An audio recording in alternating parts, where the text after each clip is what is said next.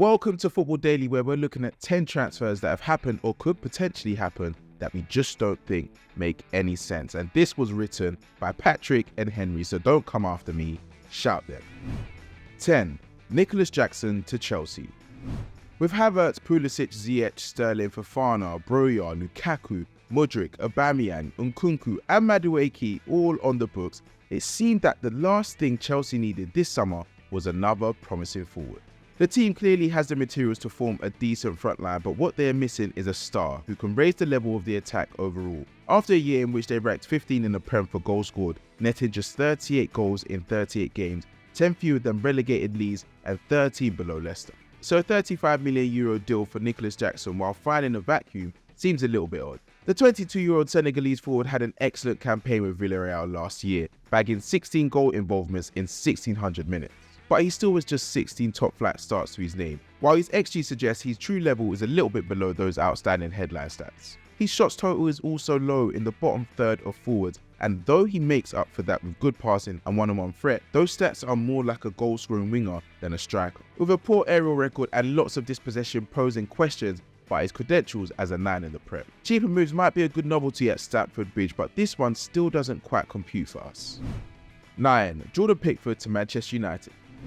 Once again, Manchester United are searching for a goalkeeper, but this time it might really happen. David De Gea is now 32, and despite 17 clean sheets last term, the same as he got in the 2 previous seasons put together, his shortcomings are more obvious than ever, with Erik ten Hag's attempt to institute a modern possession game hamstrung by his number one's panic under pressure. But is Jordan Pickford linked with a £45 million move really the answer? The Englishman was 6th in the Prem for overperformance versus XG in 2022-23, saving his team 3 goals, but he cost them 5 in 3 campaigns before that. And a huge fee, the 4th biggest ever for a keeper. It's unclear if he'd even offer the passing upgrade United need. No Premier League keeper played a higher percentage of passes long last year, and even under Ancelotti, his distribution was better but not outstanding, completing fewer of those efforts than rivals David Raya and Emi Martinez. 28 may be a prime age for a keeper, but it's old enough that Pickford is unlikely to make major strides in development too, suggesting that United's other interest in Inter's Andre Onana is altogether the more sensible suit.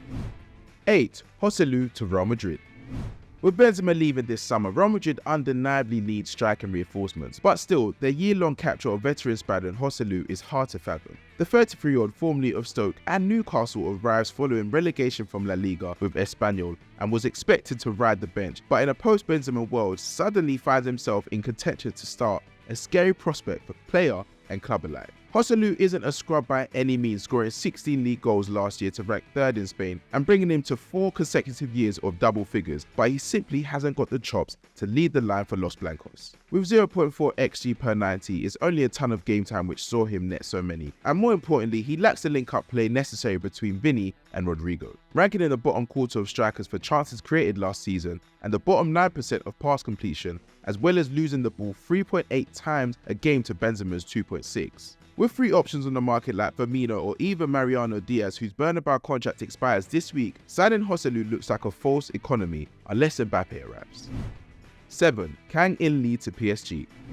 With Lionel Messi off to Inter Miami, there is a hole to fill in PSG's attack, and one player we didn't expect to see fill it is Real Mallorca playmaker Kang In-lee. It's easy to see the attraction of the 22-year-old after a difficult first season in Spain with Valencia. Lee finally hit his stride last term, forming an excellent partnership with Vedat Miriki to clock up 12 goal involvements for the Islanders. He was also incredibly aggressive, picking up 10 yellow cards and completing the 4th most take-ons of any forward in Europe. And in the fact that he's a huge star in South Korea, you could say he's a perfect fit for the brand of PSG. That said, is this the right move for Lee? Although he will secure a bumper pay rise, Lee has only just established himself as a regular first-team starter, and his creative output will need to significantly improve to command a place in the PSG forward line. Mbappe aside, PSG have rarely handed minutes to young strikers. Hugo Ekitike was the victim of that reality last season, and Kang In-lee could suffer the same fate.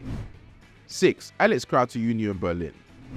After falling to relegation with Schalke last season, Alex Krau has somehow managed to secure himself Champions League football next term. That's because the 25-year-old is on his way to Union Berlin, who held their nerve to secure a sensational top 4 finish in the Bundesliga. So what have Union seen in Krau that we have not? He may have been a regular in Schalke's starting XI, but his impact was minimal. A pass completion rate of 69% is among the bottom 4 of midfielders in Europe. His ability to progress the ball is limited, and his defensive numbers hardly provide much to cheer about either, with Krau completing less than 2 tackles and interceptions per 90. The positives are that Krau is strong in the air and will cost them nothing after continuing to suspend his contract at Spartak Moscow. And with 36 caps from Czechia, he is a regular on the international scene, but beyond that, we are struggling to see the positives. Disregarded by West Ham and unremarkable at Schalke, Krau is a forgettable signing at an incredible point in Union's history.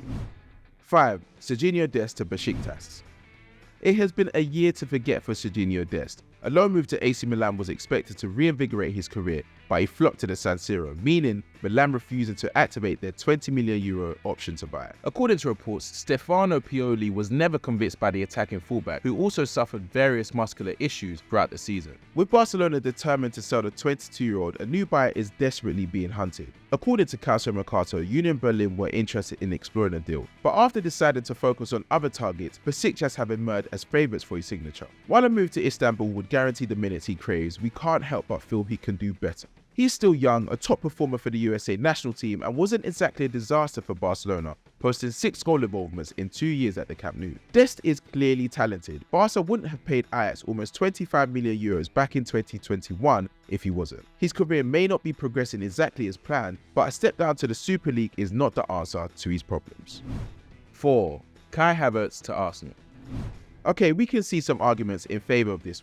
Kai Havertz was once among the best youngsters in the world. He's a ball-secure, versatile player who can feature for Arsenal in Granit Xhaka's old spot, as well as covering at 10, 9 and on the right wing. And despite the hate, he's averaged a goal or assist roughly every 2 games at Chelsea. While his underlying numbers are better, as is his defensive work rate, it could easily work out for Arteta. But what's strange is that Arsenal aren't buying Havertz at a knockdown rate, but at close to the top dollar. Chelsea paid £72 million for the German, and whilst he'd won the Champions League since then, he certainly isn't more highly rated, so £60 million seems a steep price. At that level, the Gunners could target someone in better form, and even worse, they could see Havertz's teammate Mason Mount join Manchester United for a lower fee, who would seem more a natural fit for Xhaka's role, as well as offering true cover for Martin Odegaard. Given that Chelsea need to trim their bloated squad, it's strange that they seem to be winning the negotiations. Not Arsenal. Arteta needs to be right on this one.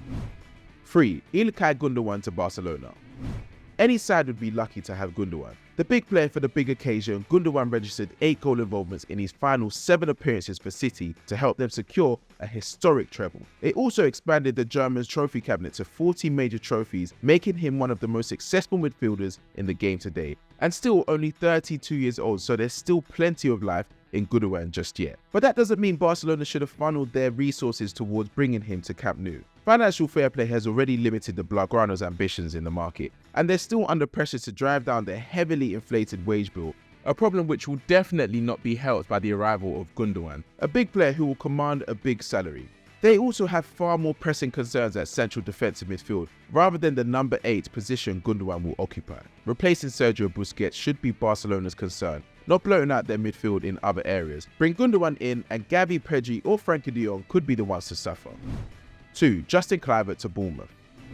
Bournemouth's shock decision to sack Gary O'Neill and replace him with Anthony Iraola has not changed their transfer plans, and that means they have pressed ahead with signing Justin Kluivert from Roma. The problem is figuring out what exactly the young Dutchman will offer to the Cherries. To Kluivert's credit, he has just enjoyed a moderately successful loan spell at Valencia. Amid the chaos of potential relegation, he scored 6 from just under 1,500 minutes in La Liga. Taking 2.6 shots per 90, it left him with an average of 0.3 non-penalty goals per 90, which is respectable for a winger. However, Kluivert produced no assists and only created 4 big chances all term. Although Bournemouth need more goals in their side, with Solanke finishing as their top goal scorer with 6, they also need more creativity too, and Kluivert offers little on that front. It's also telling that Valencia decided not to sign the 24-year-old permanently, despite the player reportedly wanting to stay. Signing for Bournemouth, Kluivert is on his 4th club in 4 countries in 4 years. Kluivert might be talented, but that should be a very big warning sign. 1. Ruben Neves to Al Hilal.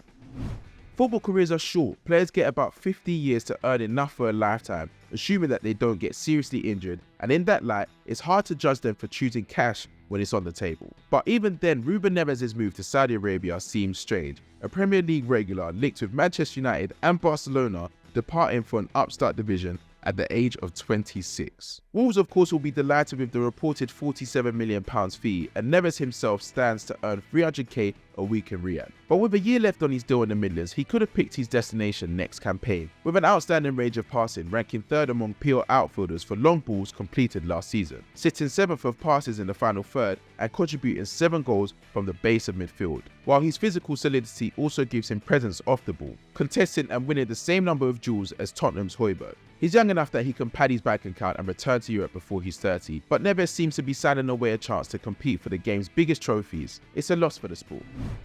And that's it for 10 transfers that we think don't make any sense. Let us know what you think in the comments below, whether we missed anyone out, whether we shouldn't have included anyone. And remember to like and subscribe. We'll see you next time. Peace.